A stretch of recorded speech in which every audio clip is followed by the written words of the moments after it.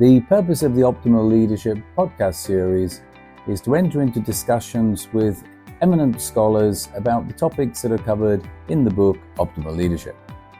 In this edition of the Optimal Leadership podcast series, I'm delighted to be joined by Professor Zuo, an eminent scholar from the Shanghai Maritime University and also the author of the classic Chinese Wisdom and Modern Management.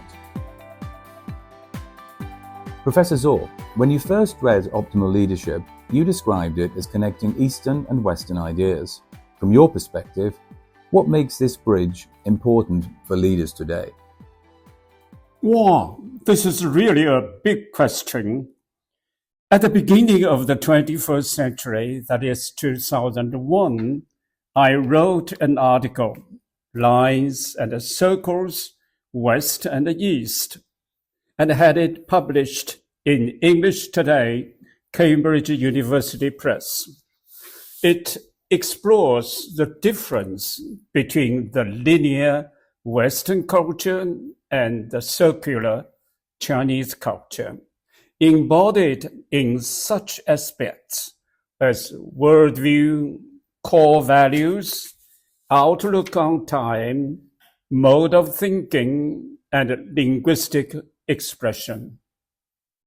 The article soon gained widespread recognition and acceptance across cultures, as it was successfully republished in Asian Studies, Oxford University Press, The Quest, an American philosophical journal, and Social Sciences, a Chinese periodical. The article concluded that comparison is made not to judge which culture is superior to which, but to promote understanding, a complete understanding of the individualities of the two cultures will clear the way for further cultural exchange and accelerate the expansion of cultural universality. Different cultures can learn from each other's strengths to offset their own weaknesses. The moon of the West is not rounded, and the sun of the East has its spots as well. The extensive exchange between Western and Chinese cultures will certainly contribute to the creation of an even more splendid world civilization. One day, an anonymous little poem, You and Me, caught my eye. The poem goes like this. You are an Englishman, and I am a Chinese. You love your country, and I love mine. You have your dreams. I have my dreams too. But you and me, we have one world and a lot of common dreams. The power of the poem lies in moving from what makes us different to what binds us together. I love the poem so much that I have since paid more attention to the commonalities of cultures and have found that cultures are deeply interwoven and the shared attributes far outweigh their individual distinctions. Reading your book, Optimal Leadership, confirms and reinforces my viewpoint that culture as a total pattern of human ideas and behavior oversteps geographical limits and historical conditions in many ways. It is no surprise to see phenomena characteristic of one culture existing considerably in another. Your book demonstrates a beautiful and intrinsic connection between Western culture and Chinese culture. It serves as a bridge of communication between you, the author, and the Chinese readership. Many ideas offered in the book display underlying Chinese philosophy, which is highly important and beneficial for the understanding, acceptance, and even appreciation and admiration on the part of the Chinese readers, especially those who hold leadership positions or have the potential to become leaders. Thanks, Professor Zuo. What I'm taking away from this is that absolutely key is to have an understanding of the cultural differences while recognizing that what binds us is actually much greater and much stronger than what divides us. I think you've summed this up beautifully with the quote, "The moon in the east is not rounder than the one in the west." Professor Zuo, you've written that we live in a truly VUCA world, full of volatility and uncertainty. How do you think leaders in China can find a steadiness and clarity amidst such turbulence? I think that in the face of a VUCA world, business leaders in China can draw a lot of ingenious ideas from your book for remaining steady and confident. First of all, they should cultivate a steady personal mindset. This is the bedrock. If the leader is shaking, the entire organization feels it. The leaders, as you point out, should lead with values and not just commercial goals. The core values are integrity, empathy, innovation, customer centricity, etc. Secondly, they should focus on agility, in your term, nimbleness, and prioritize flexibility, making decisions based on adaptability to changes. The third point is to lead the team through communication. The leader's steadiness and confidence are contagious, and communication is the primary tool. As you suggest, leaders should listen more than speak, creating channels to hear from employees at all levels. The act of listening itself is a stabilizing force. Fourthly, it is important to establish a support structure. Optimal leadership provides a number of ways for leaders to acquire support, like empowering the team and delegating, seeking advice from board members, mentors, fellow CEOs, and coaches, and so on. So what I take away from this is 4 factors. We should have a steady mindset and lead with values. Secondly, we should be agile. Thirdly, lead through communication. And fourthly, establish a support structure. That seems like very sound and practical advice for all leaders. In Chinese philosophy, there's a deep emphasis on moral authority, leading through virtue and example. How can today's corporate leaders embody that spirit while still delivering strong business results? Today's most successful leaders understand that leading with virtue and delivering strong results are not opposing forces. They are actually 2 sides of the same coin.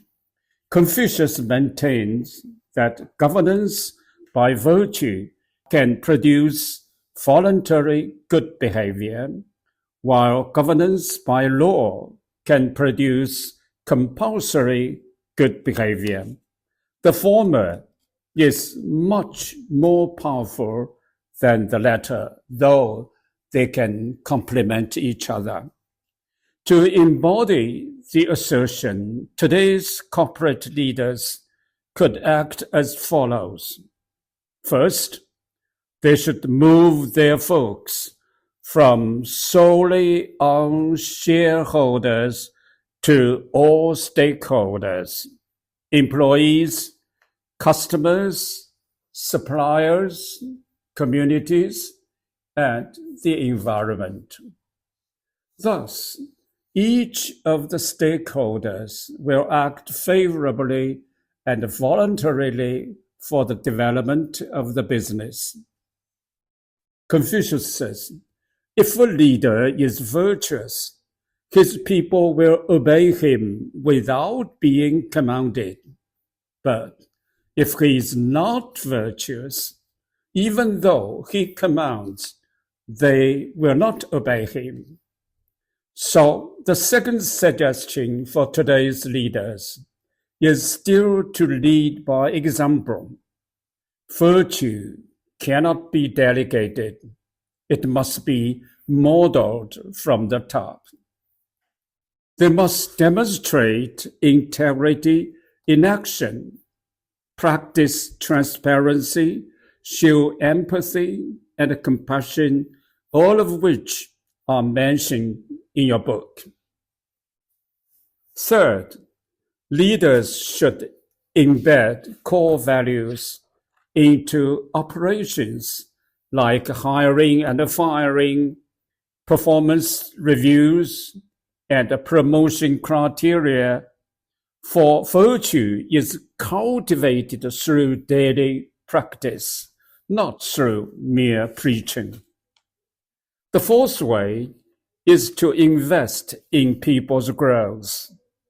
They may provide training, mentorship, and opportunities for rotating and other skill development, as suggested in your book.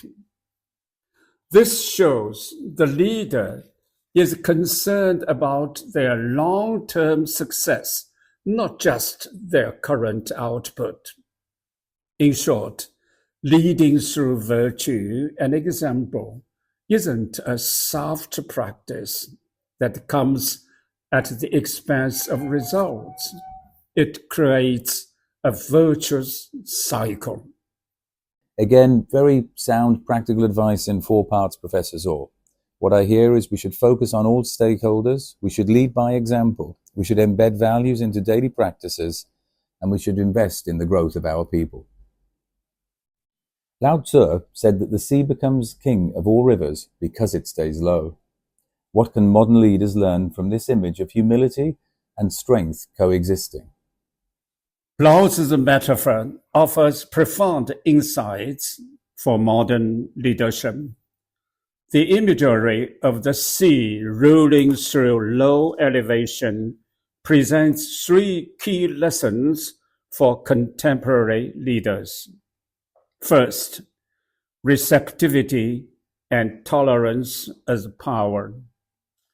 The sea's lower position enables it to naturally receive all tributaries.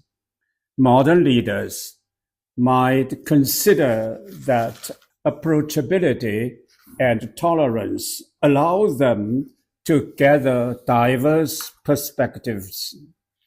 When leaders position themselves as perpetual learners rather than infallible authorities, they gain easy access to richer information flows and more innovative thinking from their teams. Second, humility as strategic positioning. The sea's low position isn't weakness, but strategic placement. Effective leaders today might embrace what you call functional humility, secure enough to acknowledge gaps, yet confident enough to mobilize collective intelligence. This contrasts with leadership that equates authority with omniscience. Modern leaders need to adopt the approach presented in your book, always striving to be better and get the best out of the team rather than appearing to be the best yourself. The third, depth through integration. The sea transforms freshwater and saltwater, sediment and minerals into something greater than its parts. Contemporary leaders operating in complex, multicultural environments might emulate this capacity to integrate conflicting viewpoints and synthesize new solutions from diversity. To sum up, this ancient wisdom aligns with modern findings, suggesting that the most enduring strengths may indeed emerge from the courage to be fundamentally humble. I'm impressed by the modest yet forceful concluding sentence of your book, "Stay humble."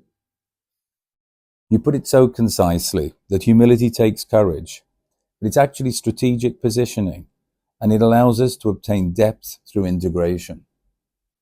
One of the ideas I often reflect on is moving slowly to become faster. Does that resonate with how Eastern philosophy views timing, patience, and balance? Well, interesting question. The paradoxical concept of moving slowly become faster does resonate and align seamlessly with Eastern philosophical traditions, which emphasize harmony, timing, and the natural flow of action. It reflects a worldview where patience and deliberate pacing are not signs of hesitation, but pathways to sustainable achievement. In reply to a student's question about governance, Confucius offered his advice: do not make haste and do not seek minor gains. Haste does not bring success. Seeking minor gains will spoil greater accomplishments. Confucius' teaching highlights the importance of proper timing in administration. Likewise, in Taoism, Wu Wei, often translated as effortless action or non-action, implies that one can achieve more by conforming to the natural order rather than forcing outcomes in a hurried way. Eastern philosophy considers slowness not as delay, but as intelligent reason. In a world obsessed with instant results, your idea about slowness, which perfectly agrees with Eastern philosophy, reminds us that patience is strategic foresight and proper timing often outweighs speed. For leaders, this means cultivating the discernment to know when to pause and when to advance, ultimately achieving more by moving in harmony and maintaining balance. In essence, what I'm hearing, Professor Zuo, is that you're saying that this moving slowly to become faster is best positioned and far more eloquently positioned is seeing patience is actually strategic foresight. Many companies are trying to move from command and control to empowerment. In your view, what cultural mindsets still hold us back from truly trusting our teams? Well, this is a very interesting question.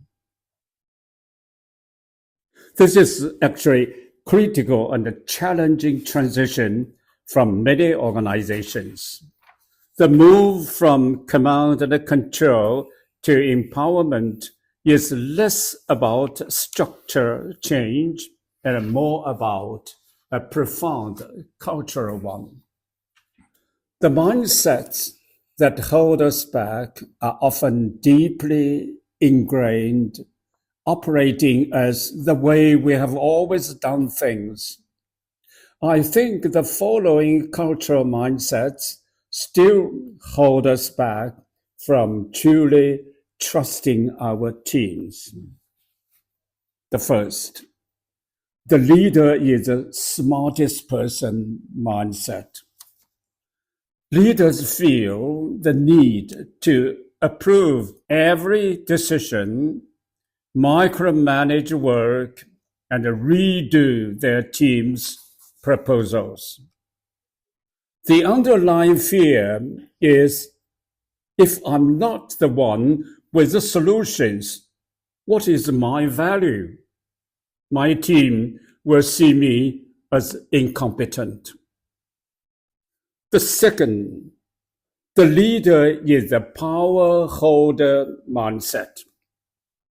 This is the deeply held belief that authority and decision-making rights should flow strictly from the top downward. The leader feels comfortable with a hierarchical order and does not tolerate any dilution of his power.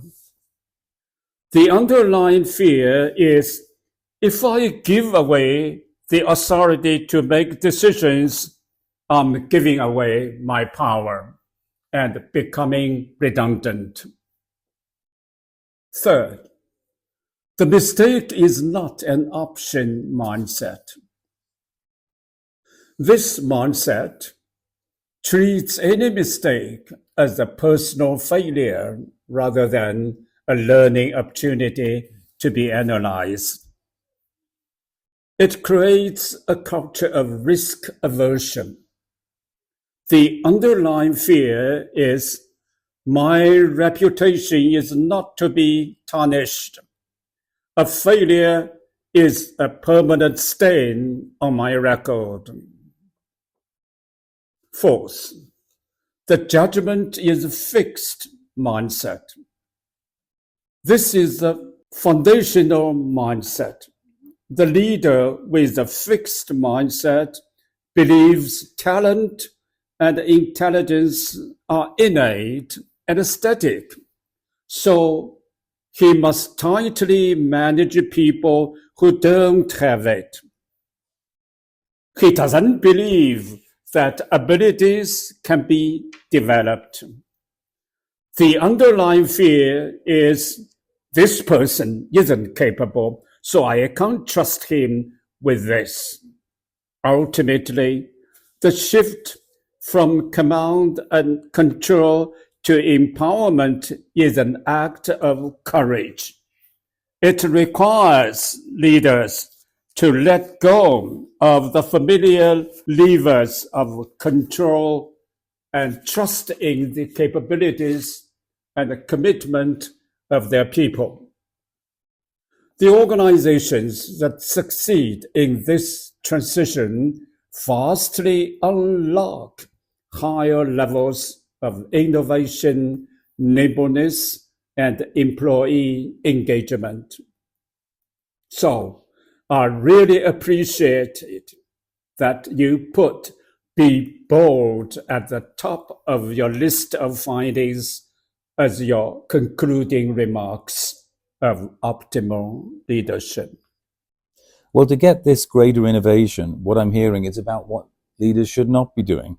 What you're saying is they don't need to be the smartest, they don't need to hold on to power, and they don't need to, and in fact shouldn't, fix their judgments. You've often emphasized that a leader must keep learning. What does lifelong learning mean in today's age of rapid change and technology? So about learning, Confucius encouraged people to be insatiable in learning and tireless in teaching, and never be ashamed to seek advice from those below. He even said, if three of us are working together, there will surely be a teacher for me among them. Optimal leadership calls on executives to be committed to keeping a learning environment, striving to be better and get the best out of the team. The learning approach conveyed in your book again resonates perfectly with Confucian teachings.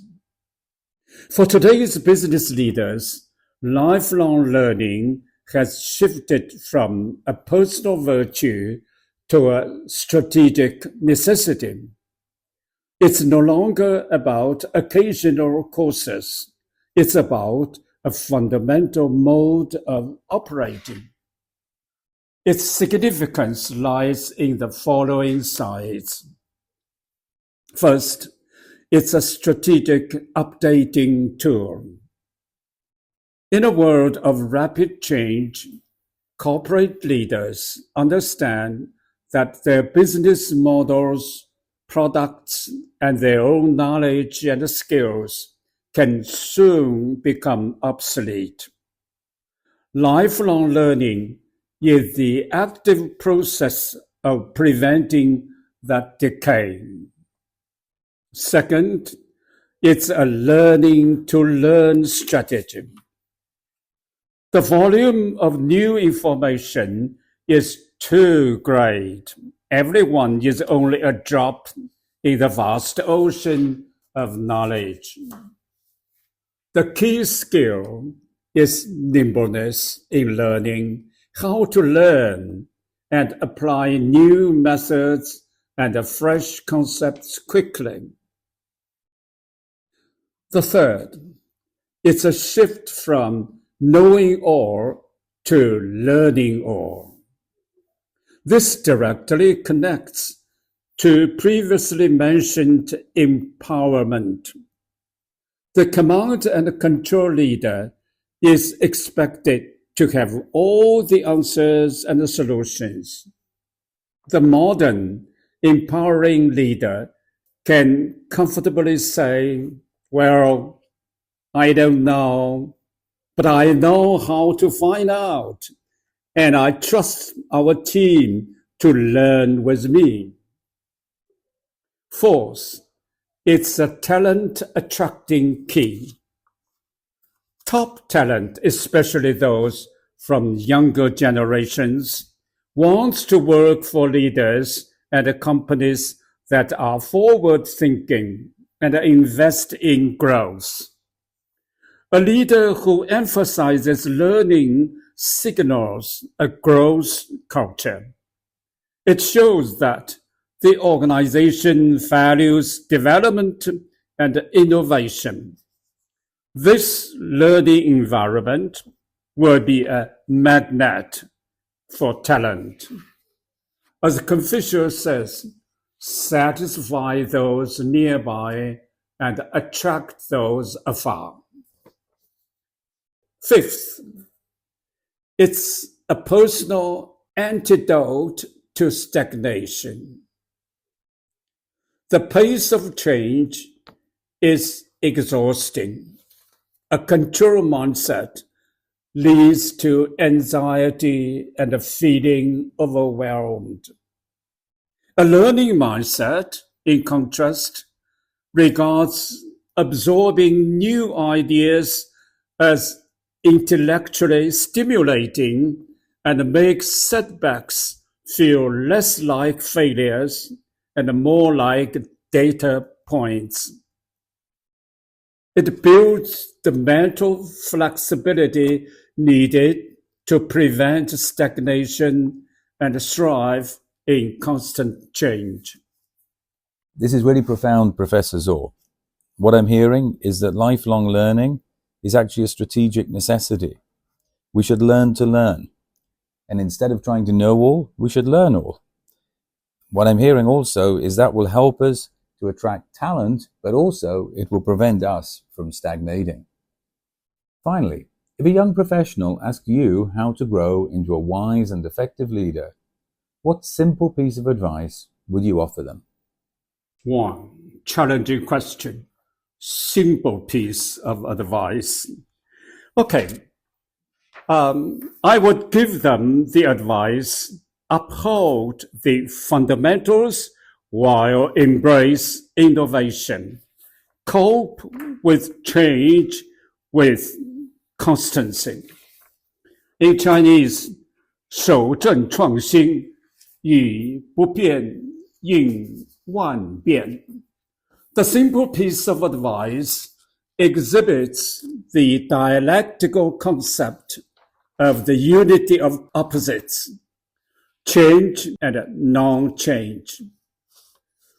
The fundamental principles should remain unchanging, while the methods of operation could be always changeable in accordance with time, place, people, and the situation. In the business context, the fundamentals of the core values of integrity and responsibility, customer centricity, the learning approach, the organizational objective, etc., should always be upheld. The changeable factors include timely innovations, refining strategies, adaptive adjustments, transformative forward-looking planning, etc. I hope that my simple advice will enable prospective young leaders to build up strategic resilience, avoid loss of direction amid change, ensure sustainable development, and achieve enduring vitality through the dialectical balance between change and constancy. That's all. Thank you for your great questions. Thanks, Professor Zuo. You put that so succinctly. In order for us to be able to constantly change, we must do two things. Number one, we must maintain the fundamental principles. But number two, it's the methods that we must change. Professor Zuo, many thanks again for your valuable insights based on decades of deep reflection and wisdom and knowledge that you've been willing to share with us today. It's been an absolute pleasure speaking with you. I think we've all learned so very much from you. Thanks once again. Well, thanks for listening to this episode today. Stay tuned for more discussions with eminent scholars from around the world on the practices and the principles that are discussed in optimal leadership.